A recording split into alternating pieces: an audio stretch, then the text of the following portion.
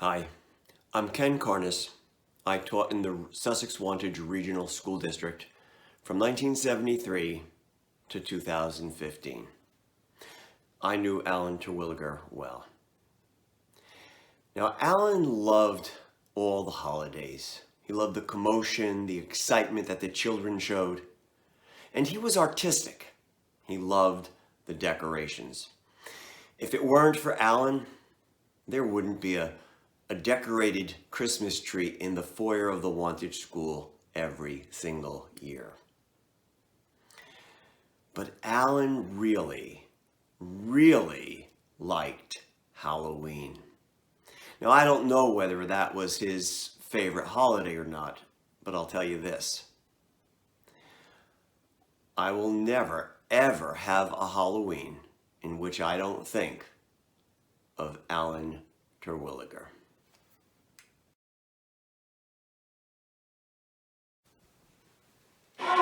Here you are at Wantage School. They stayed at the teachers are strange here. Mrs. Comstock? Oh, yeah, sure. Mrs. Reagan? Strange enough. Let's see what we got here. Let's walk in on one of the typical Wantage School teachers. There he is behind his desk. Is he at work? Typical Wantage School teacher. Good morning, sir. How are you today? I'm very good. Very fine, thank you. Karen? And you have a very quiet class, and how do you keep them in such a quiet, well-mannered, behaved way? We have our days. Oh, look at them. They look scared straight. Look at the neck, Michael, the neck.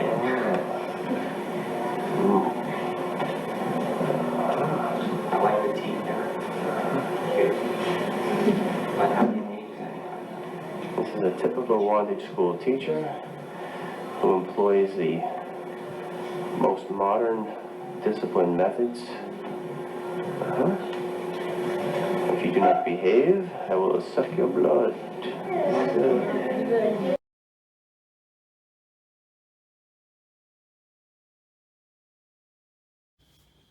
I live on Beamer Road. Alan Terwilliger had a very strong connection to Beamer Road. He and his parents were very friendly with Park Beamer, the farmer who was born in his farmhouse here in the 1800s and lived his entire life here. Park was like a grandfather to Alan. So I thought I'd tell a story that happened right here on Beamer Road. It was Halloween night, 1989. I was sitting at home right here on Beamer Road in my house, and I was exhausted. I had spent the day teaching in the 4th grade at the Wantage School. And if you have ever taught on a Halloween day, you know it is wild and crazy. Well, now the trick-or-treaters had all come and gone. It was late, and I was sitting in my favorite chair with my woolen blanket on my lap. I decided to end the Halloween season by reading a chapter of one of my favorite books, Mary Shelley's Frankenstein. So I began reading when I heard something outside. It sounded like,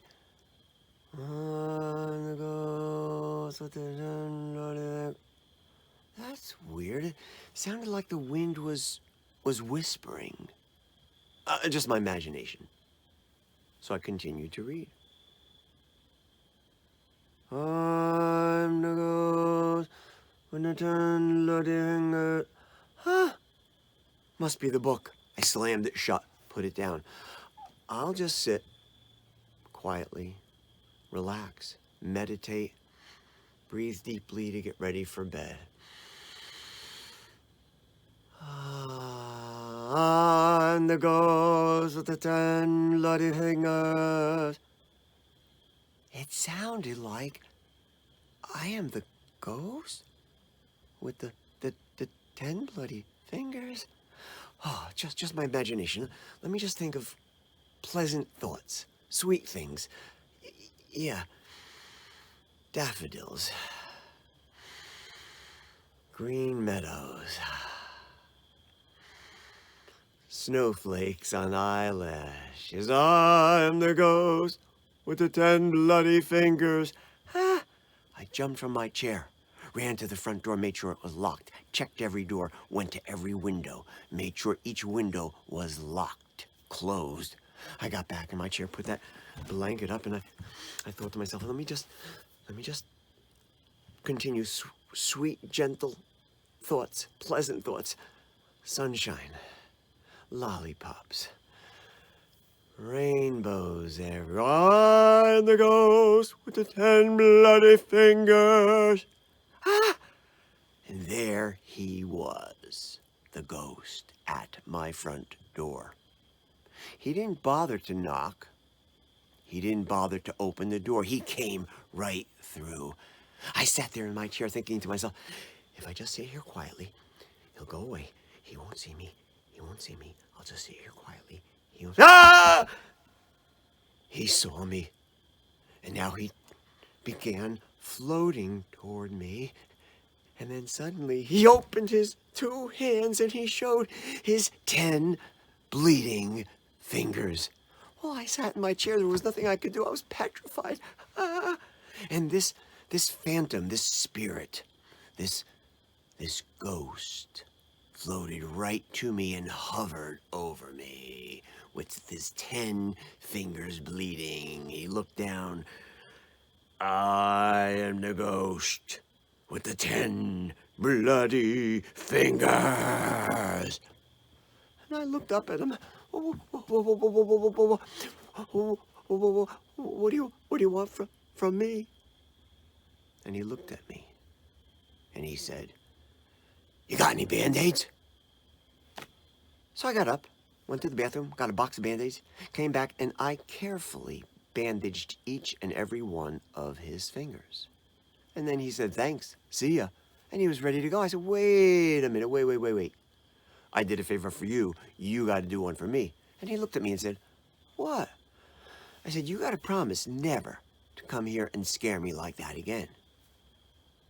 And he looked at me and said, but that's what I do. And I thought fast. I know what you can do.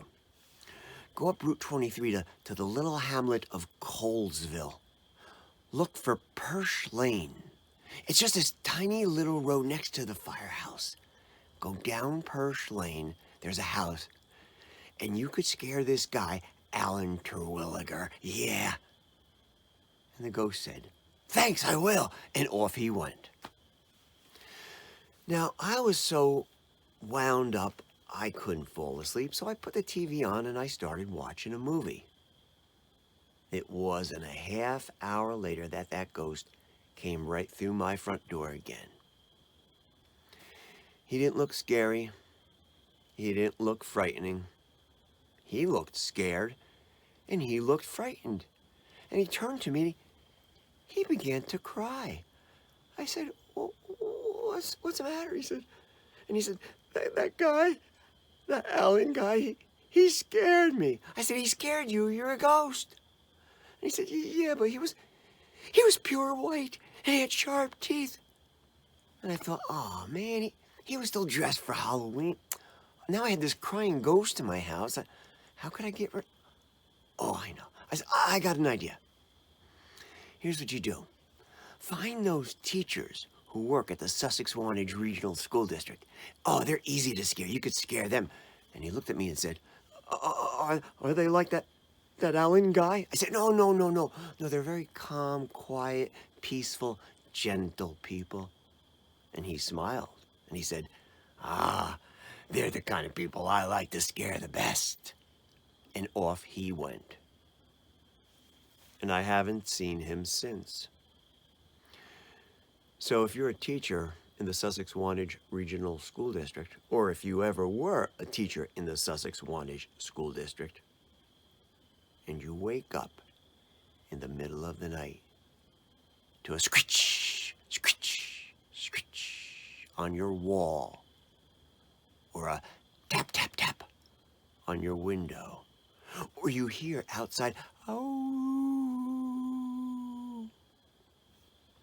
you can bet it's the ghost with the 10 bloody fingers, and he's coming to scare you. All because of me and my buddy, Alan Terwilliger.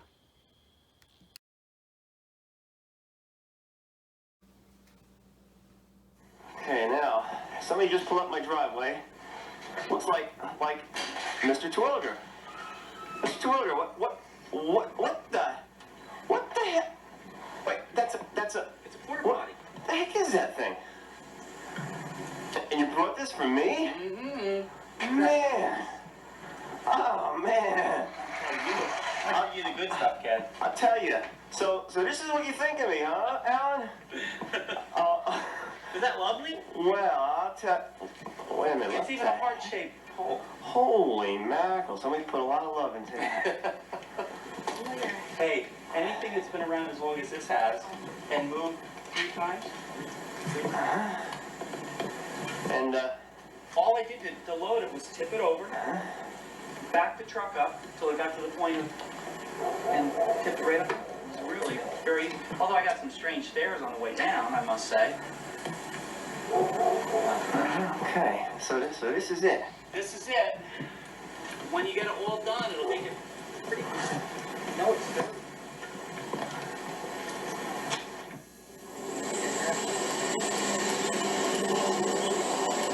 Oh my God.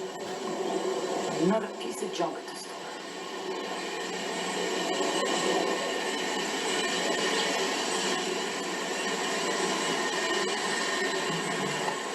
There you go. The tire.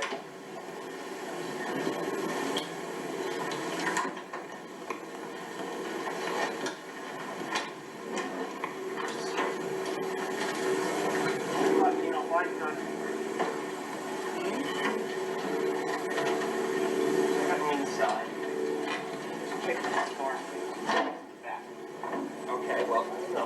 Whatever. We're going straight in your back. All right, so Mr. Terwilliger, would you stand next to that outhouse? Sure, Ken. And, Nice and clean, right? Tell me, give me a little bit of the history on this structure here. Tell me about it. It's a nice little outhouse. Now, as a child, you used this for? No. This is where your parents sent you? This is my little room. Yeah. This was a 2-seater. 2-seaters are harder to find. It was a 2-seater, huh? Originally, it was a 2-seater. It's Yeah. been replaced with a 1-seater, but that's for magazines. Okay, now what's the history behind this structure here? The structure originally sat on Mudtown Road and was used by it was when it was the Colesville Fire Department when it was first founded. Yes. It was there. Uh-huh. And there was also Sunday school services held in that same location for a while. Uh-huh. On Mudtown Road. On Mudtown And Road. the firehouse was on Mudtown Road? Originally, the original one. And where was that on Mudtown Road? Just in on after the bridge on the right-hand side. Oh, Just okay. before Mrs. Allen, So- the little white house. Was that the structure that was the firehouse, or is the firehouse No, gone? the firehouse is now gone. Okay. It was like a garage, a wooden structured Okay. garage. The next house up on the right is where the little white shed came from, Mrs. Fulton. And she still has it. This was brought there, Mike brought it there soon after when he joined the fire department. They used it from 1932 until about 1940 something. I think she said 48. Oh, wait, I'm not who really sure. used it? This is Mr. and This Mrs. is Fuller. Morris Fuller. And they actually used this? It was a 2-seater, they actually used it. No, they had no indoor plumbing in their house? At that point, there was nothing. They had commodes at night, but that was it. Okay. And then the 2-seater was used out behind the barn, where the garage is now Okay. was a barn. There was a wooden barn structure there. Okay. And this was out behind it. And that was used during that period of time. And then ever since then, it was just used. They did have a pit at on the other site where it was, and then it was later filled in and just used for storage. Yeah. And it's been used for storage since about 1950. I'll be darned. Right on.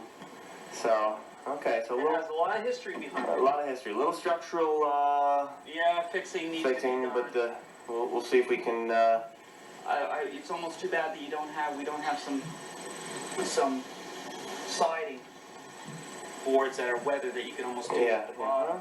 We'll see. But Okay. hey, structural, it looks good. All right, you said, Alan, that it hasn't been used for quite a while? No, not to my knowledge it hasn't been. If they were throwing away anything, he saved it. And Look at that. It even came with its own toilet paper. Unbelievable. How long has that been in there? A roll of toilet paper. well, for a long time. But I knew that it was well, it could have been in there when he was using it in the 50s, but